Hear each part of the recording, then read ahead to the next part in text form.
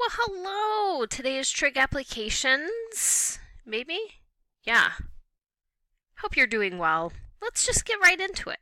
So today we're going to convert between decimal degrees and then degrees, minutes, and seconds.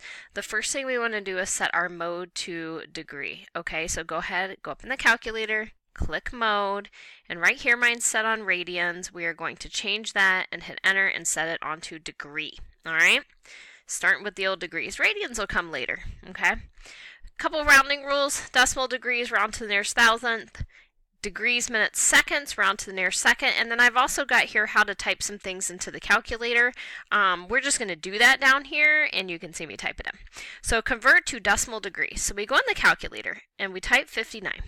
We need the degree symbol. So what you're going to do is you want to get into this angle. See, it has blue. Mine's blue, and it says angle. So you hit the blue key. You hit that, you got an angle, and boom, that first one right there, degrees. Beautiful. Then we hit 17, and we want minutes. So we hit the blue key, we go into angle, and while we're here, let's just take a gander. Can you believe it they didn't put minutes here? So later on when we do minutes, it ain't going to be right here. Okay, so just keep that in mind. But for now, wait, when we do seconds, it won't be here. Seconds. But for now, we can do minutes, and it's option number 2. Okay, then we're going to do 47.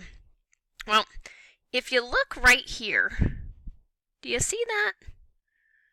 That's the seconds, and it's in green. So I'm going to hit green and hit that. Unbelievable they didn't put it in the menu. Kind of rude if you ask me. Hit enter. We've got 59. We're going to go to the thousands, so 0.296.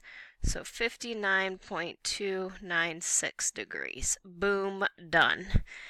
For number 2, it says you have to put minutes in minutes if you have seconds. So notice we have seconds, but we don't have minutes. So what we're going to do is we need to make sure we do this. If you don't, your calculator will get angry at you, and it will not do what you want it to do.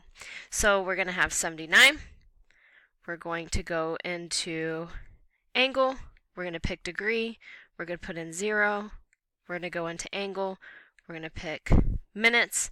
And then we're going to put in 34. We have to hit alpha and click that to put seconds in. And this is video. You can pause, rewind, rewatch, do whatever you want. I always recommend when there's a video, you just watch it all the way through the first time, and the second time, copy everything down. Okay? But you do you. So 79.009, 79.009 degrees. There you go. Done with that. And this one over here, they want you to go back. They want you to convert it to degrees, minutes, seconds. Okay. So we're going to type 126.596 in, just like that. And then you're actually still going to go into that angle. See DMS? That's what you want. Degrees, minutes, seconds. So that's option 4. Hit enter. And there it is. Now here's the deal. You want to round to this guy. I don't want 45.6 seconds. So that 6 will make that a 6. So 126.35. And then we're going to say 46 seconds. Just like that. All right, there we go. There's the keys, and they're typed up there for you in case you don't remember what I just did. Something you should already know is SOHCAHTOA, which sine is opposite over hypotenuse, cosine is adjacent over hypotenuse, and tangent is opposite over adjacent. And we're not ever going to refer from the 90-degree angle. Okay, it's from one of the other angles. So for each problem, draw and label a picture, write and solve the appropriate equation. All angle measures should be the nearest minute, and all lengths should be to the nearest tenth. A ladder is leaning against a house. Now I will tell you, people mess these up because they don't know how to draw the picture. So here's your house. Okay?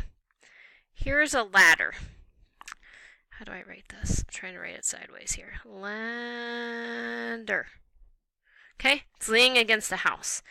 It makes an angle of 60 degrees with the ground. Well, where's that at? That's right here. So I'm telling you right now, in all my years of teaching, when people start to label things, the other things they put in the picture end up going into the right spots. So kind of get a gander on what you're doing here. So the ladder makes an angle of 60 degrees with the ground. So ladder, ground is right here, 60 degrees. And by the way, it's right triangle.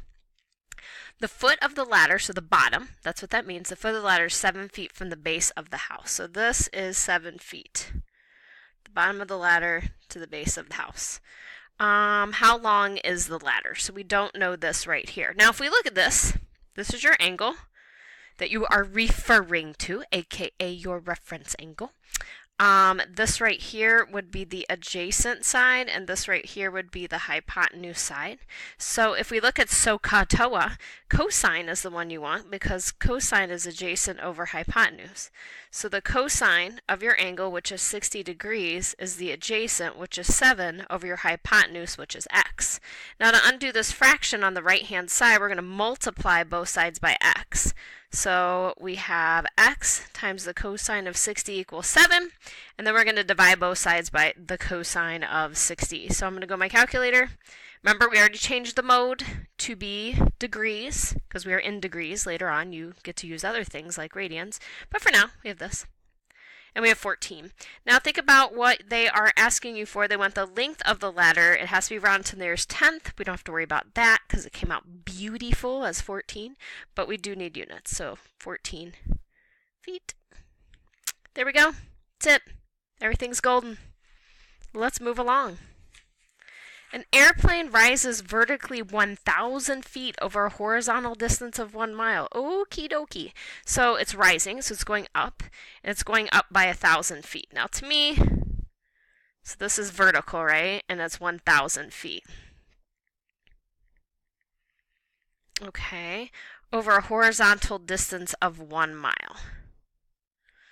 Now it says, note, there are 5,280 feet in a mile. Ooh, they try to trick you. Don't put a 1 down there. You got to keep everything in feet.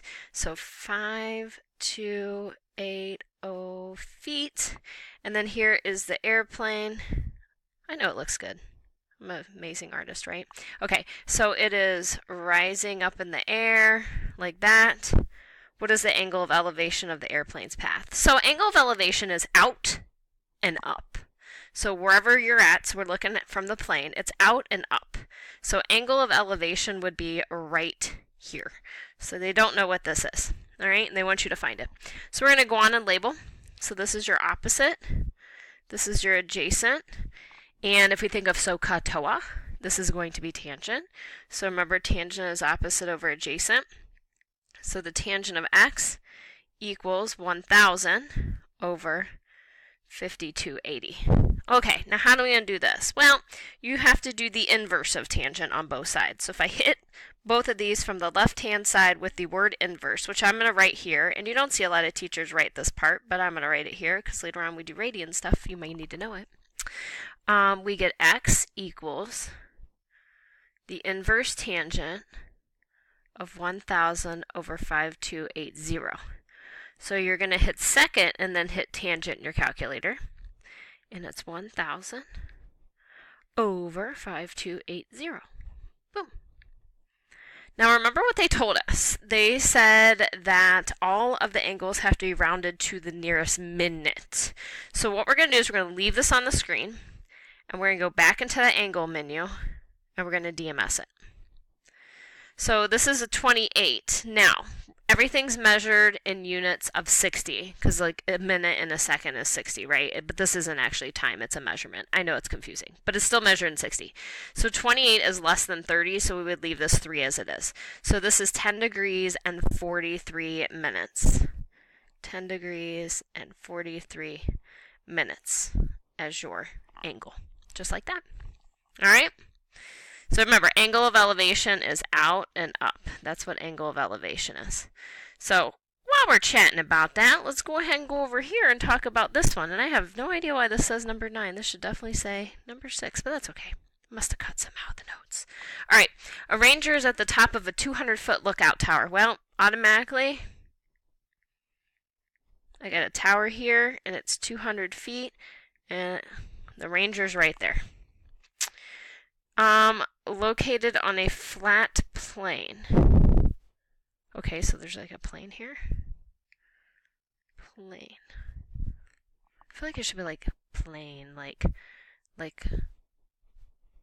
waving planes. I don't know. Anyway, seems weird. Anyway, she spots a fire at an angle of depression of 3 degrees from the top of her tower. Now, angle of depression is out and down. You see me over here? It's out and it's down. But because alternate interior angles are equal, whatever your angle of depression is the same as the angle of elevation. And angle of elevation is always on the bottom of your triangle because it's out and up. Okay?